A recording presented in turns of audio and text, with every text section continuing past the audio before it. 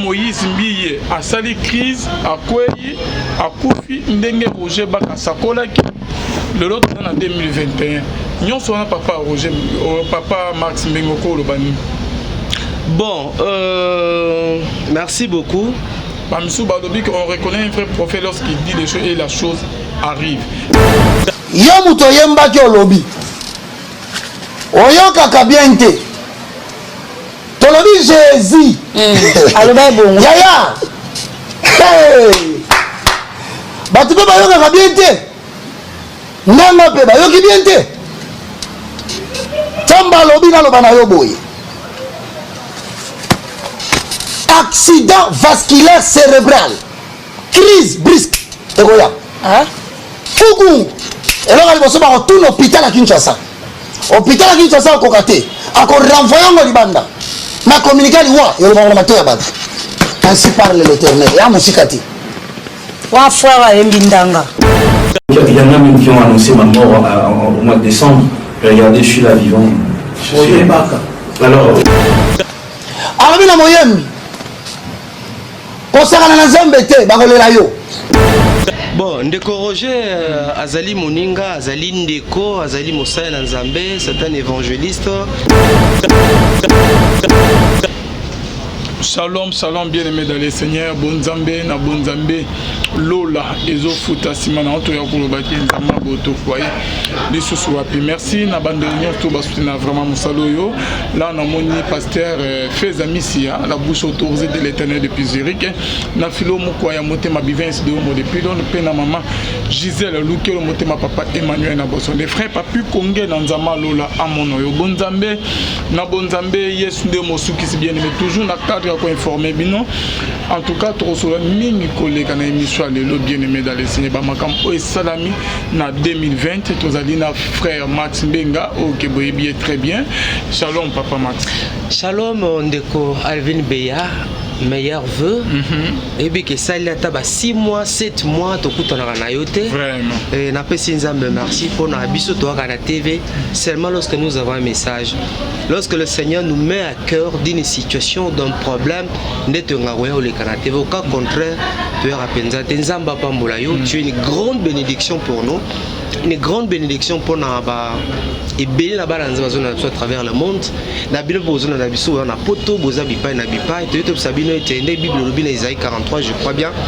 Ne pensez plus aux événements passés, ne pensez plus à ce qui est ancien. Voici, je fais toutes choses nouvelles. Nzamba décida au salo bolam. C'est vrai que tu as connu des déboires, tu as connu des déceptions. Il y a des choses, n'est-ce pas? Et zoki si moté manao. Ezala makambo linga ki ozwa. Mo zoki yangote. Ko désespéré te. Zala Nelika et longo na Yesu Masia. Moi je crois que ozalaki impossible lobby. Zambaza capable de saler pour ça là on en voula oyo. C'est question de lui faire confiance, c'est question de s'attacher naïe et la Bible dit que Dieu ne confond pas, bien ne déçoit pas ceux qui se confient en lui. Il est la solution à tous nos problèmes. Malgré Covid-19, et si mokili, et si maïna mokili, mais il y a aussi maïna nzambete. La Bible déclare que il est le même hier aujourd'hui éternellement. Donc ayons le regard fixé vers notre Dieu, car c'est de lui seul qui viendra notre secours. Bana Kinshasa, Bana Poto, Bana Bipai, Nabipai, tout désespéré. De la poussière dire es-tu le pauvre pour le faire asseoir avec les grands. Et je crois c'est encore possible avec notre Dieu. Merci beaucoup papa Max Mbenga. C'est encore possible avec notre Dieu. Toujours dans le cadre informé par nos papas.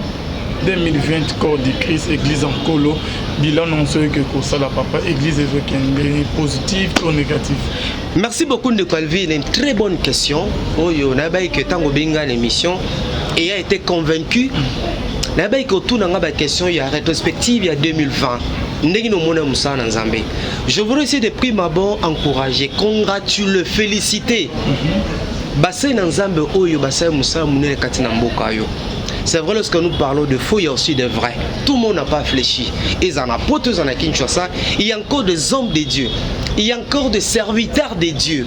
Oh, malgré nous sommes salés, mais bazali na ino ba oyo.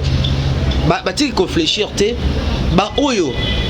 Bazali ko koba na ko sali lankolo selon sa parole et te ko encourager bango ba demeurer ferme tout en sachant que en Dieu bah cause récompense.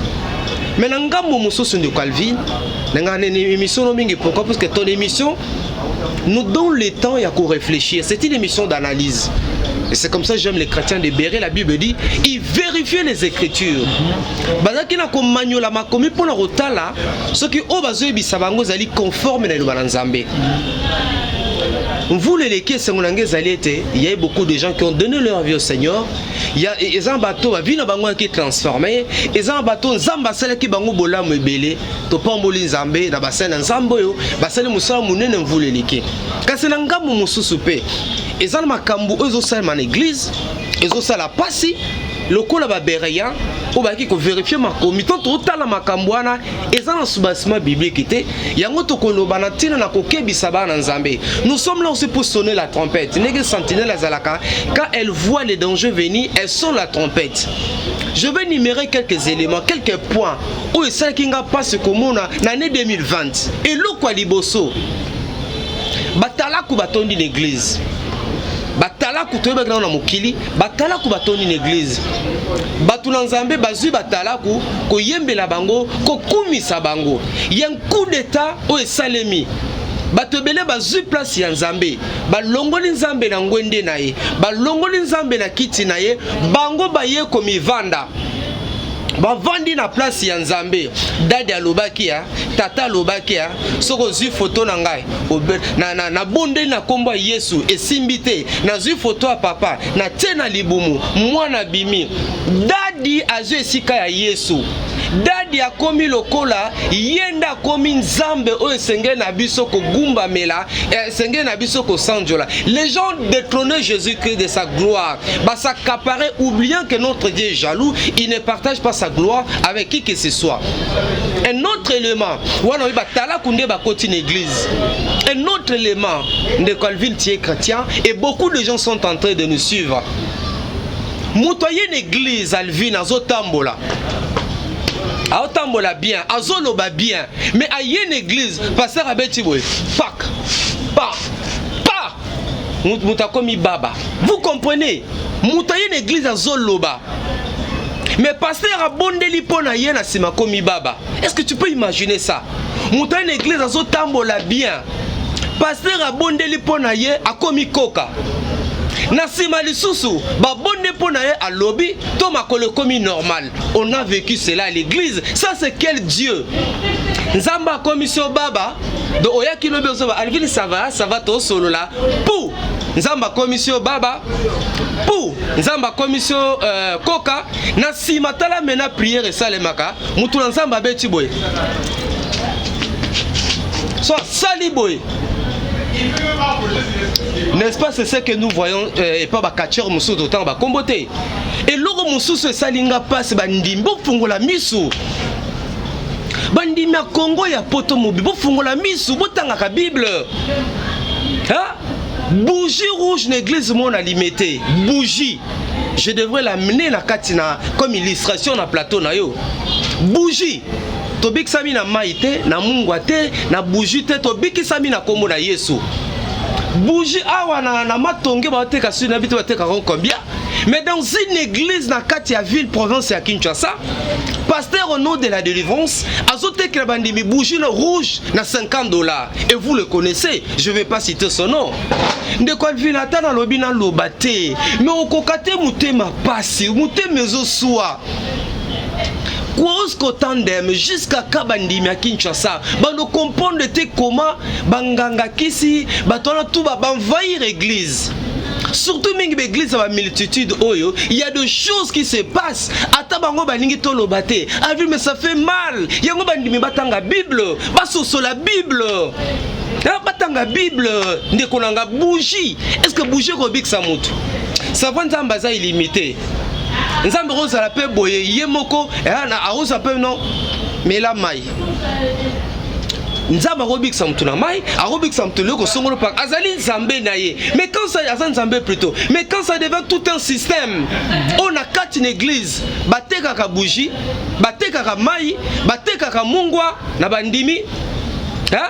Bougie rouge na $50. Bougie rouge. Une église ce que ça barumbu te za commune limité. Mais on habite partout là sur la commune. Ça fait mal. Hein? Comment vous avez une bougie na bandimi et vous achetez cela, bougie na église. To finga ba catholique. Mais ba catholique ba utilise bougie maté ka bougie té. Et logo mususu de Calvin na cadre rétrospective année 2020, évaluation to bilan. Consultation express. De quoi tu peux imaginer. Tu peux que les médecins à la cause de la boye, ok, ah, net plus de la remise boye, ok, mon ophtalmologue, combien consultation $10. Au foot, tu vas consulter, tam soit seul qui c'est ordonnance. Mais consultation, et il y a une église, consultation express. Et ça, voilà, si on a la victoire, net, tu vas la vaine à la Tchango. Nathalie, ah, on a une émission express $20. To $30 na zo express etika na ndako. Même l'église de Mamwanzambe, consultation express. Donc tu as pressé, pasteur a consulté raka a fouti mbongo a consultation express. Mais nous avons mis tout na main, tozo kendewa. Et puis ce qui est grave, bah moi makam na zo lobo, bah to ko na bisoko, to vivre zangolo nzambe. Bah to ba ko linga yota. Yango mo lelo Alvin poison et côté l'église. Alvin nazo lela poison. To kufisi batuna na mboka oyo à cause ya poison. Je dis non et non. Poison est mokili. Poison est l'église. Alvin, c'est sérieux ce que je suis en train de dire. Obetili solar poison papa Max na émission peut to sagi la fois passée moko ya ba pasteur moko abenga kinga lobi ke ye amonike na émission to sala ke poison o ezwa ki madame moi sino ezaki ke destiné na o ezaki ke et rata qui ne battu là qui au poison makambo lobaka et raté qui aux moi si papa il peut avoir raison et moi c'est ce que était na c'est quoi elle est convalescente convalescente il peut avoir raison ngana ndako madame alia qui poison si c'est quoi santé santé dans les ongles bien té je pouvais pas imaginer na yo kaba sango ba poison mais quand je l'ai vécu na habité poison ils allaient dans l'église. Ils ont un pasteur mon quand tu koufa na RDC, na Bible na RDC, bato kunde mikolo tu koleka poison. Il y a un autre pasteur pour la tirer téléphone nangai. Il y a un autre pasteur bibliothèque. C'est révérend pasteur X wana. Bibliothèque, beaucoup de gens les connaissent, même en Europe. Pasteur à Mayele, pasteur à Boigna. Parmi les gens, au Basali Moussa Mounen na katia RD Congo, pasteur wana Zali. Obi ki ana poison. Babenga qui a une église moko na RDC. A côté une église moko na RDC. A relié poison kuna et ezala azaki na cher azote ya boywa sko wane sila une église o ya Kambaka azote ya bo pasteur akoya.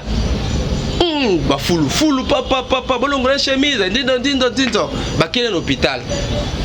Ba sali examen toxicologue alobi non to remarquer katina ye azana poison.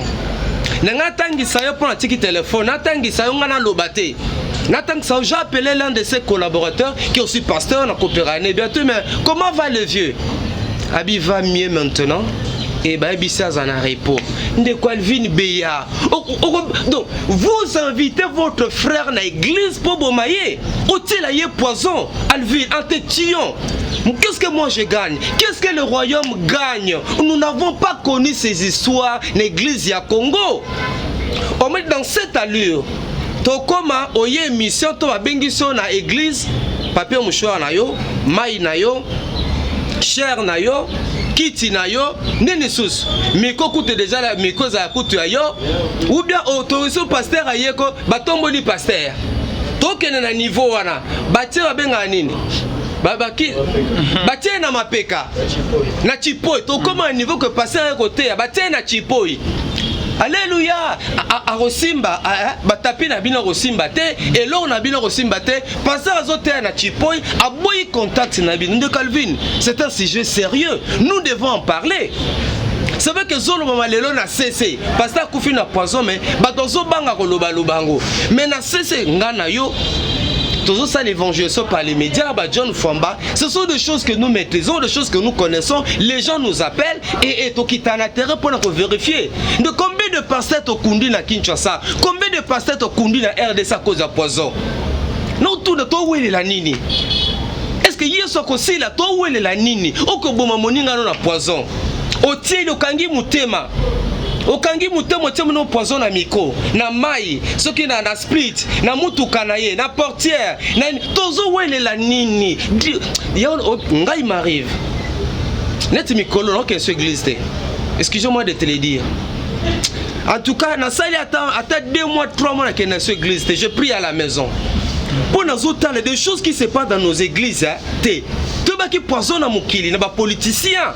Mais l'église est bomba, qu'on les cabisso, qu'on les canne politique. Moi, je vais te tuer pour gagner quoi? C'est vrai. Incompréhension, ça peut se faire, nous sommes des hommes. Mais vraiment que nous avons poison dans Zobo Malvin. Je connais une maman, na bombi kombo na za prophétesse, na Lukunga. Maman mon asane pe monsieur Belé. Maman ateya lembi.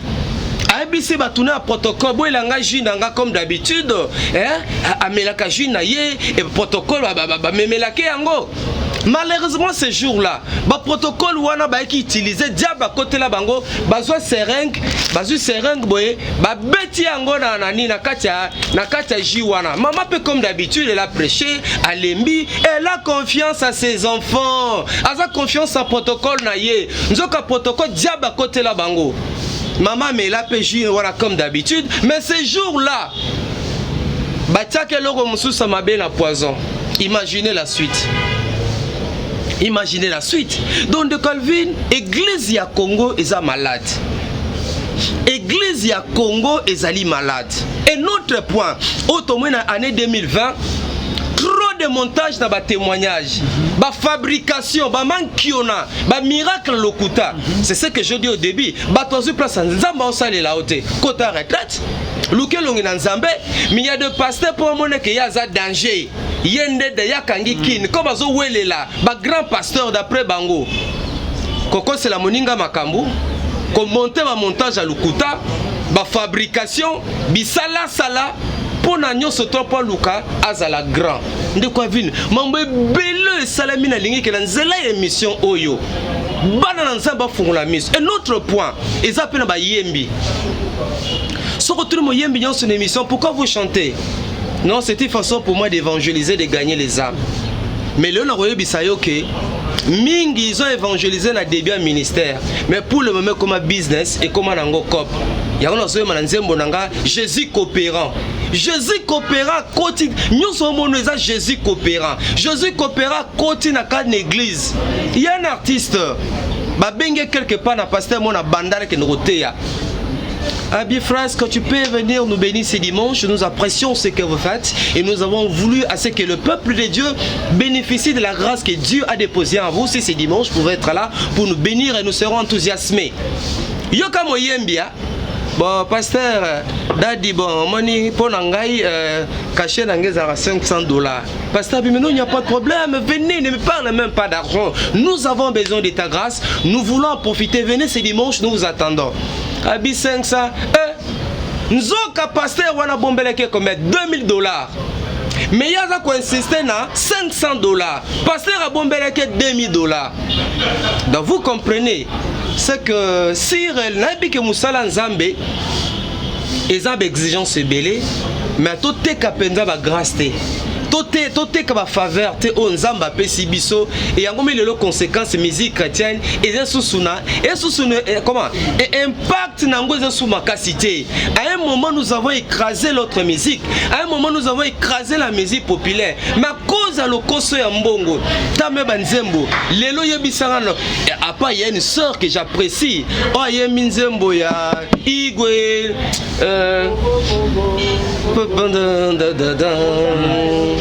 papa papa papa papa papa papa obinza bango talanzembo wana ser wana elle a chanté avec son cœur hein? Il musique douce, simple, mais lelo. Bongo pena bakisa. Mais tala lelo. Akangi Kinshasa mobimba. Abakisa pe so yo apprécier ndeni. Nzambe naza petit no. Chelanga na se. Nzambe chelanga na se. Ozo banze mon. Bon, même on a pour la ça fait partie de l'évangélisation. En mode évangélisation,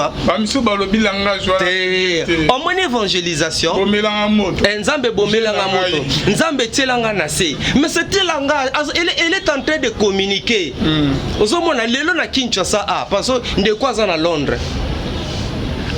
Tous arabes ngana baka anglais. Mumona parfois de quoi ume na kati na Londres. Baza ba anglais na bango mususu ko ba koti spe na moi stick no mo boye o comprendre ngo penza te. O comprendre te mais bango na bango te ba meseni au sanini aza ko comprendre ngo. Biso to be étudiant na IPEN. Na IPEN à l'époque institut pédagogique. Todo beta anglais la lingala. Andeni ko nazana nga fine. Bongo yo kas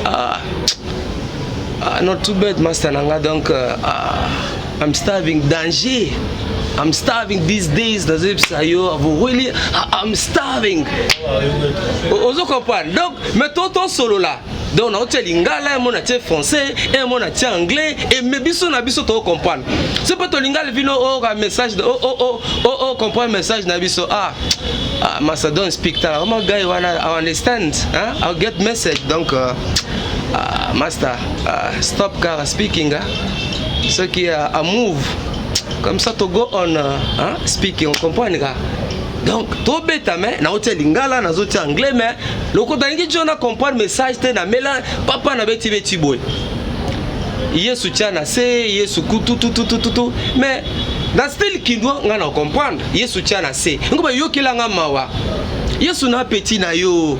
Nkolo, il n'y a pas de péché, ne voyez pas les péchés partout. Voilà peine de Calvin Beya, mambe belé sa une église yo. To senga ken kolo, ba pas sili karaté. O to zolo ba, avant bon de la pona moto. Combien de maman poto ba tata poto ba leli? Azana problème a bengi pasteur pas bon de la ponaye pesa action de grâce moko boye pesa loko moko salo pasi pesa na $400 pesa $1000 tina na instrument longo la chaînette papa bata poto belé ba lili ce sont pasteur mo ba escroc ce sont de Jésus coopérant de Calvin Jésus coopérant ce sont des commerçants musala nzamba solo lokola ba beaucoup la lokola ba pasteur Israël Sembe a bon de la ponayo ay bisa OK pesa na chaînette pesa loko me osa ekoluka nini eyekoluka nini tika mutu apesa oyo ye akani oyo mokabi non c'est mon pasteur n'a pas mais yo bandi ko conditionné. Qu'avons-nous fait de spécial? Qu'avons-nous fait pour que Dieu puisse nous aimer? Qu'avons-nous fait? Qu'avons-nous milité pour yeso koma yaya na biso? Vio to aki na ngoya mabe biso atuna sumu mais yesu le la koma yaya na biso tozana grâce à kutana ebo sans intermédiaire. C'est une grâce. Papa Max toujours na cadre de l'émission na biso toujours le ma le kaki na 2020. Papa Max dikamo pe le kaki na conférence mo pe kinaki ya Moïse Mbiye. Question mo pe zawa il faut pe na tuna yo ba émission mo salami il paraît au Roger Bakadeka na émission Mobo ya Nancy aba ke bokoyoka modèle à l'obéla qui a détaillé message oh awa butko ye mananga donc bande rebelle ba comprendre que azo l'obéla Moïse Mbiye ezabongo teke Roger Bakadobele Moïse Mbiye message moi appelé ça y que toyoka sango pasteur moko a la crise baromemaye akokufa bona limité bande musu basali émission par rapport à ba réaction tellement yo ozambi ya kana musala na me retourna ebele bazobenga kotuna est-ce que pasteur Moïse Mbiye a sali crise akweyi akufi ndenge Roger Bakasakola ki le lot en 2021 nyon sona papa Roger papa Max Mbengoko lobani. Bon merci beaucoup. On reconnaît un vrai prophète lorsqu'il dit des choses et la chose arrive. Est-ce que réellement Roger Baka a banaïde kolobela Moïse Mbieto et Zagina pasteur Moussou Nandimete? Bon, Ndeko Roger, Azali Moninga, Azali Ndeko, Azali Moussa Nzambe, c'est un évangéliste. Oui, j'apprécie beaucoup ma émission, j'apprécie sa lutte dans le cadre du rétablissement hôtel Nzamba Pambolaye. Bonne année. Ngai na lingami ko balikambo na maîtriser. Likambo na maîtriser pendant que na boyer na banga tamsu na blessé mototo. Parfois je ne maîtrise pas. Je ne maîtrise pas, mais on sait pas là. Dans l'andelango, comme on dit Kolubara, dans l'andelango. Ngabe mission, il y a un règlement de quantité. Dans l'émission, bon, alvene, te, ngabe mission, ngaba fait.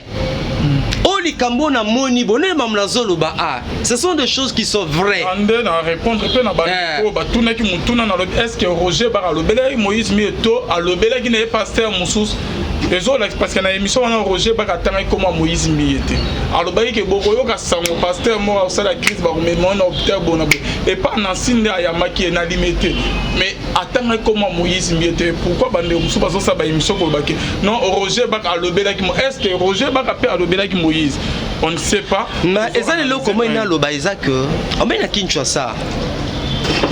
Certains de nos pasteurs balingi pasteur Mikolozoté a bien pasteur. Parce que dans la conférence papa na katio malwate Moïse Mbie toi-même tu as été là présent. Alors baï que basakola ki pona baï que non azongele ça Roger Bak après avoir ko la émission basakola ki pona nga que na piquer crise na kufa nga yo je suis en pleine forme.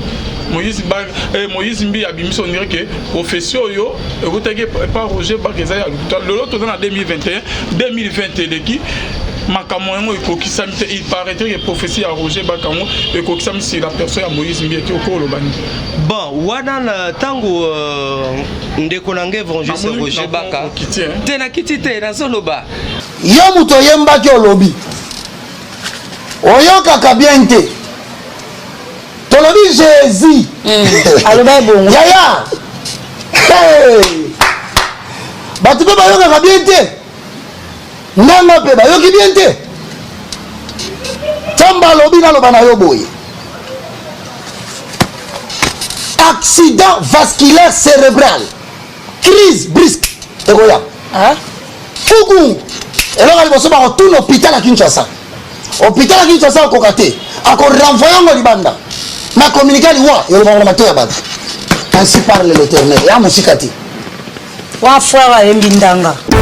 Il y en a même qui ont annoncé ma mort au mois de décembre. Regardez, je suis là vivant. Alors.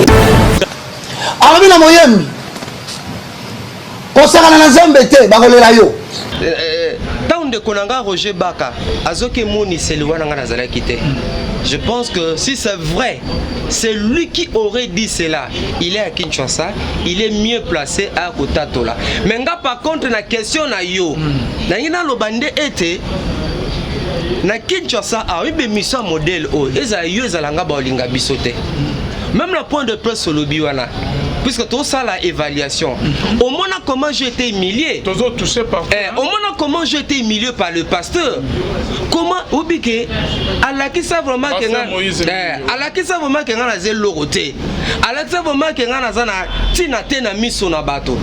Une question si bien sûr, bien sûr. C'est ça le problème. C'est ça le problème. On a quatre. Au bureau de la paix pasteur, on a appelé mon colonayo. On a la pasteur. Aux autres kamba église, on a appelé mon colonayo. Mais on peut se respect puisque l'onction n'a plus d'âge. Alvin Ngaza Kulutunayo, mais vous êtes la pasteur Nangai. Devant vous, je veux m'incliner. À cause de l'onction, à cause de Pakolami, il y a leadership on kolo à Ponio. Mais yo pe le kola pasteur, vous avez yaya na yo. Ah, oyata kwaza mundimi. Na tonga na zokamba, aza kulutu, na pesa epe ata un minimum de respect. Mais ce n'est pas ce qui se fait le long d'amboka na biso, tu vois. Quand on benga passer papa, to benga bango ba papa, on signe un respect. Mais quand on benga papa, au moins que baïke ba auto sabi sauter. A aux années leki, tu as vu comment moi j'étais humilié la 2020. Ils ont sécrété ma vidéo, ils ont dit le pasteur Moïse Mbi m'a humilié. Alexandre Kevana le roi loco, naza penzi loco, t'es devant ma caméra. devant ma caméra, il m'a humilié pour une question si simple. On a posé. C'est comme ça avec l'église. Passer le loso à Jeep, passer le soka a commis la relation, oublie que la plupart, bateau ça va tout. Au moins même à Camboya qui a Kabundi Wale, ça évangéliste Claude Kabundi Wale, ça. Moi j'étais le modérateur na point de poste qu'ils ont mis dans Salaki. Et après cela, je crois que c'est émission, je donnais mon point de vue. Un simple point de vue dans laquelle s'y était Kizamina Atina Mutaté le poison, Atina Mutaté la poisonté. Comme ce sont des hommes de Dieu, Likambouana et Kouray Kobimana TVT. Puisque ça un numéro Kizamina, ils pouvaient par élégance l'appeler. Ah, ndekoe kulutu to mpangi. Mais talana mwana moko awa alobi boyepo na yo. Bakoy ko kutana, chose qui n'a pas été faite. Et bima qui n'a pas média. Et moi je donnais mon point de vue. Obik bandimine belé ba fingangai, ba tiolangai, ba sekanga. Selon nous comprendre était l'église à Congo, hein. Ça dit que l'église à Congo lelo est vendu 100 000 matériel. Sous mutake na rapota zongaka, sous mutaza na jeep, sous mutaza boy. Bangwana ne ba grand. C'est comme ça qu'aujourd'hui on parle des grands pasteurs. Sans ça faciliter kutana ma konzamboka, sur une église na za procureur de la République, sur une église na azali na ba prêtre, ba généraux, ba colonel. C'est ça un grand pasteur. Et ces pasteurs là, ceux qui ont blagué à Bengi, moi un général. Général, moi journaliste, wana Max, mais moi kangilange zate. Ce sont des choses qui se passent dans l'église. Mais ce que nous sommes en train de vivre le long dans l'église na biso, ba pasteur on pas de certains pour ne pas ngana ba pasteur bazan ba relation belé ba kondi. Mais des hommes effacés, des hommes simples, vous n'avez pas d'idée. Pour vous sur la zone négocier, vous aussi dans les Kamuna Kimia. Mais nous avons certains hommes de Dieu sur une église naïe. Azan magistrat Atabakutuba, Azan nani général Mamonambwa, Azan général Bidia Bidia, Azan Batouana tout monde likambo. Abengi bango. Bango va développer plus ma relation.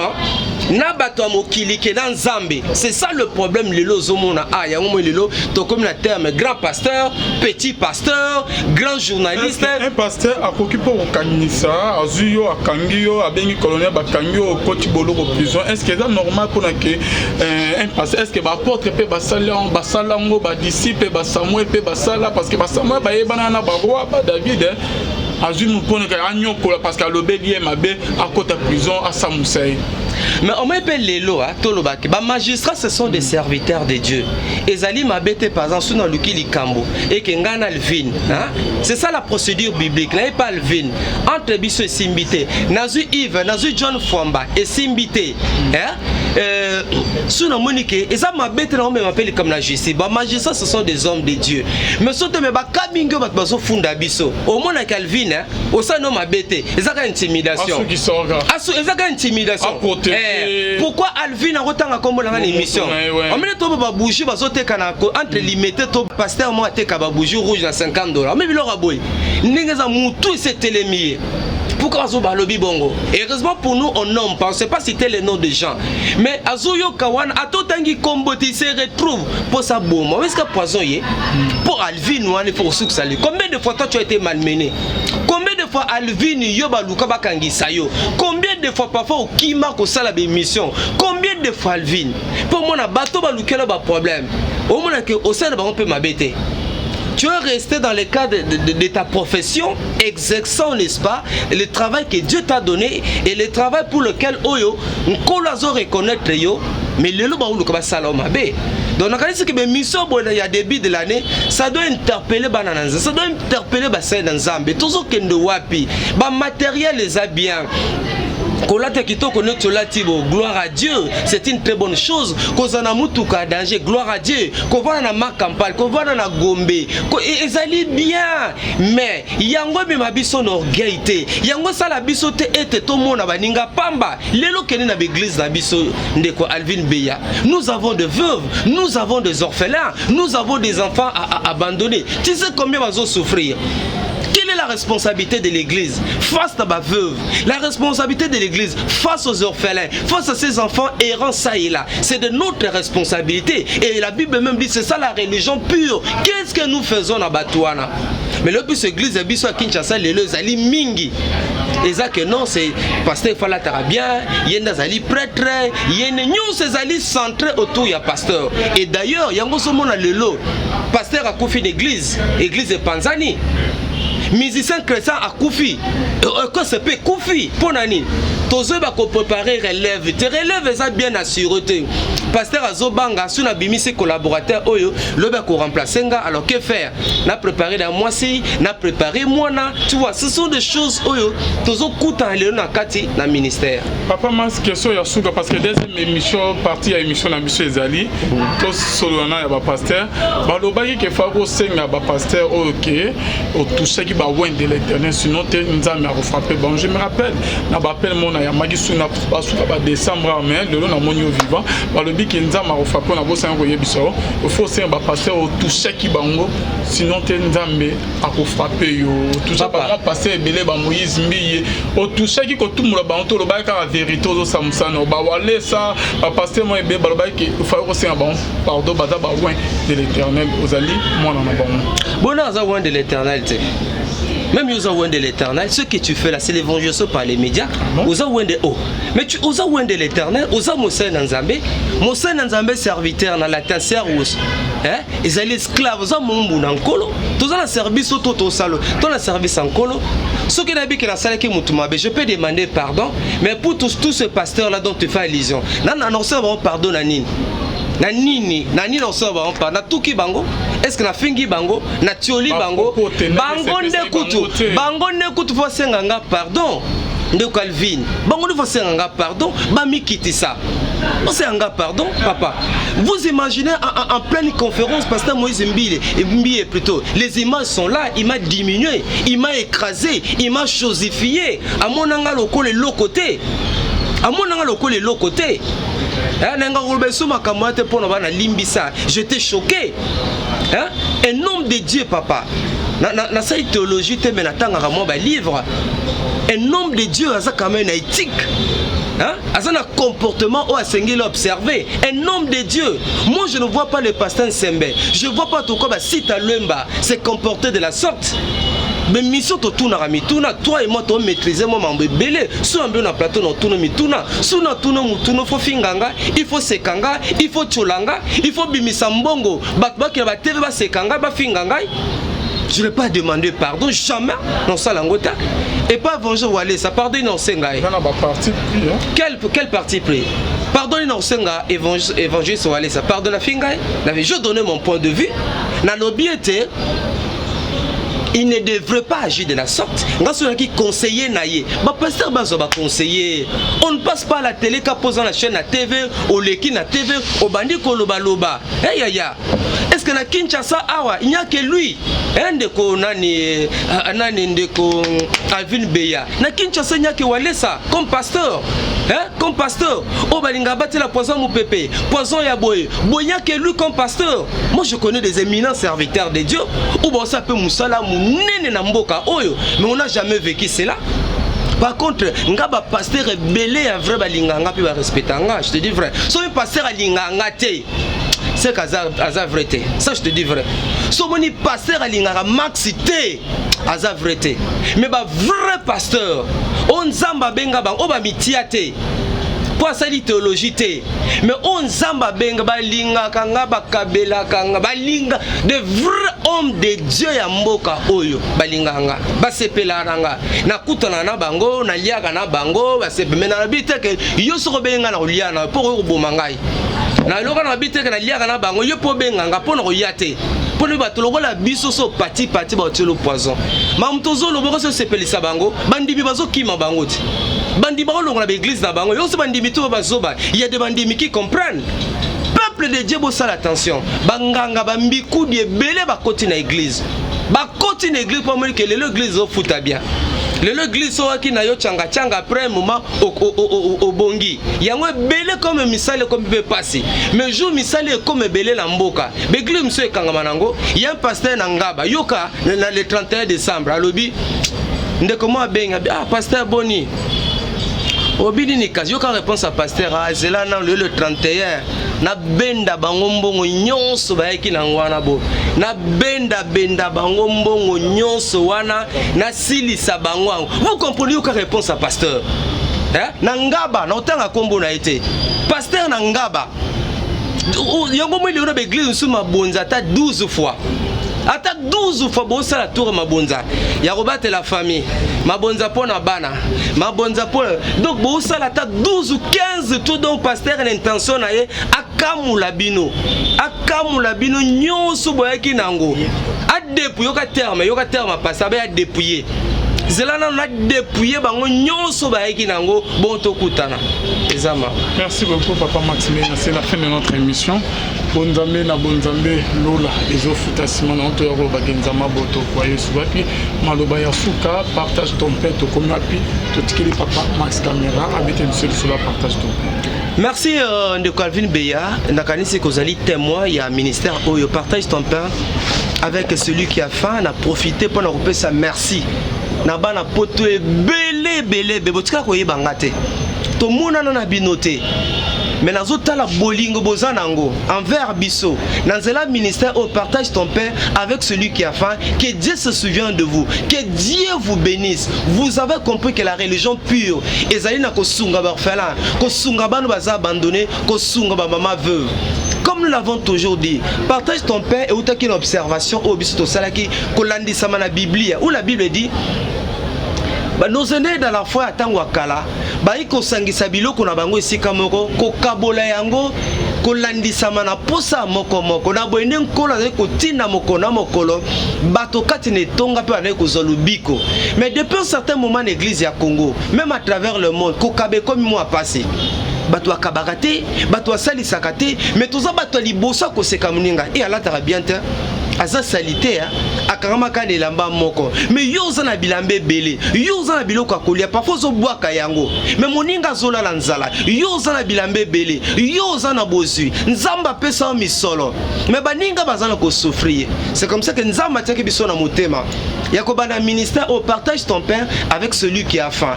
Nyo se banda qui il y a 3 ans tozaki kotambola na orphelinat na Kinshasa mpona ko apporter assistance na biso ko apporter secours na biso na muke nzamba zali na kopesa biso mais tomonaki ete na orphelinat belé to bandaki kokende subo tiki biloko bana bazaki na ko profiter na yango te biloko wana yani ko profiter na bancadreur na bango et to expérimenta ki yango to mona ki yango on s'est dit non to continuer boyete et nzamba tiaki biso na motema ya ko sala ministère partage ton pain avec celui qui a faim où ils allaient toute une structure pour l'encadrement d'orphelins, encadrement ba délaissés, encadrement ba filles mères, ba veuves, les personnes vivant avec handicap bongo na bo. Mais pour le moment tous allés na monga fula ou tous en orphelinat, tous allés encadrer ba orphelins, tous allés encadrer ba enfants abandonnés.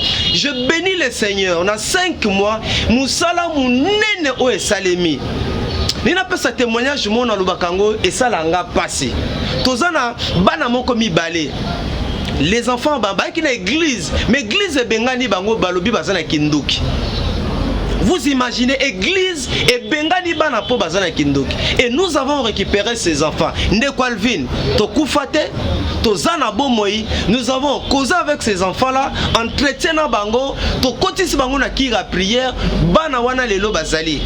Bazali malamu bana bazali na kotanga et moko kati na bango omona comment nzamba zo salela ye. C'est pour dire que église to boka kabana te kindokeza maladie lokola malaria kindokeza maladie lokola maladie nyonso mais ceux qui un peu d'amour to associer sur na kati Dieu est capable à ko délivrer bana wana et na orphelinat na biso toza na bana 20 puisque biso toza ko vivre style maison que to lingi to longola batu image que sous mutazer orphelin to azali enfant abandonné mutuali araka na mabele asa mutu apesa kaka eloko moko ya pamba et ceux qui viennent chez nous au baka ko visiter biso na kanisete bango moko bako sala témoignage par la grâce de Dieu nzamba sungi dans 5 5 mois orphelinat musala munene salemi bana bazu esengo bana bazu kimia eza na premier groupe ya bana o bazali kotanga ni tete covid.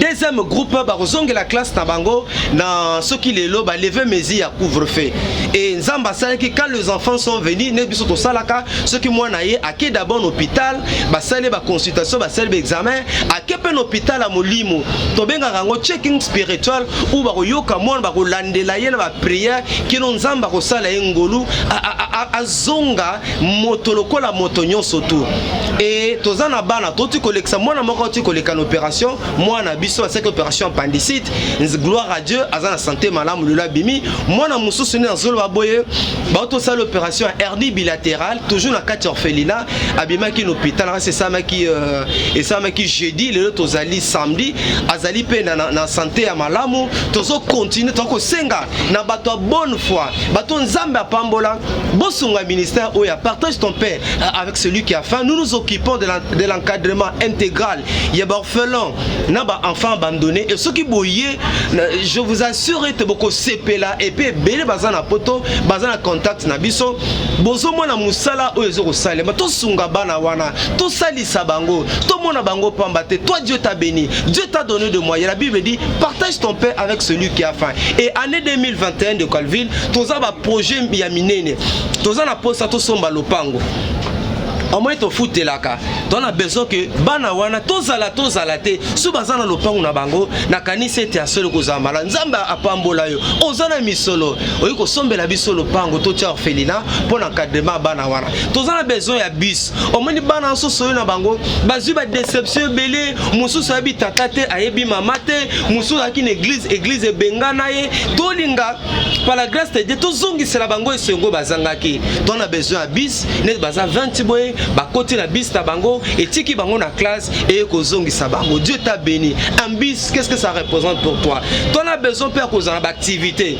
pour me ko boko na bana na carte d'orphelinat na vision biso tozanango papa si vous n'avez pas de moyens ils allez moi passe toza besoin de la boutique cause alimentation bureautique salon de coiffure babilo ko sote ko sala été rosala ete kosunga biso pona kolia bana kolate ya bana makambu ya ndenge na ndenge Dieu t'a béni sunga ministère oyo namona batuka po bayembe na nzembo namona batuka po joueur achebi akamati misola pesi bango mais ce qui le doit investir na kati ya ministère oyo otozo s'occuper l'encadrement d'orphelins l'encadrement ya ba enfants abandonnés Dieu te bénira numéro na biso ezali simple plus de 143 89 64 80 627 plus 243 89 64 80 627. Bien-aimés dans le Seigneur, les enfants orphelins et abandonnés ont de sérieux problèmes. Au bilosu na le kamu mwana na barabara nde Colville no rapasse na motema pambate biso ba oyo to yoki bana wana obiki bana ebele baza na barabara baza pour spirituel à Rosaganate. Il y a des enfants que nous avons reçus au sololi na yo komona ke mwana 6 ans mabimaka na moninga ne mwana 6 ans na nzela ya Nice. Vous comprenez?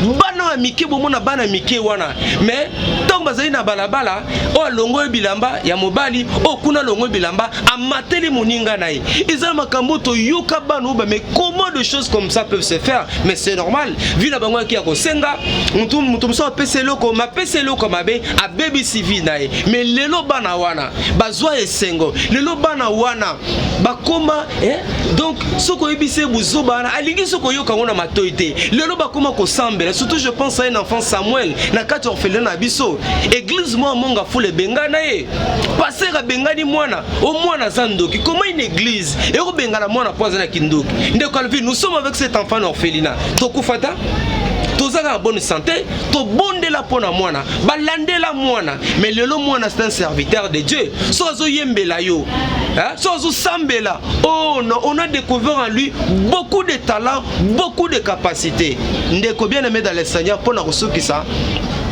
Tozali partage ton pain avec celui qui a faim. C'est ça notre ministère. Kabakali panayo. Surtout, nanzela bano aborfele, nanzela bano habita tate.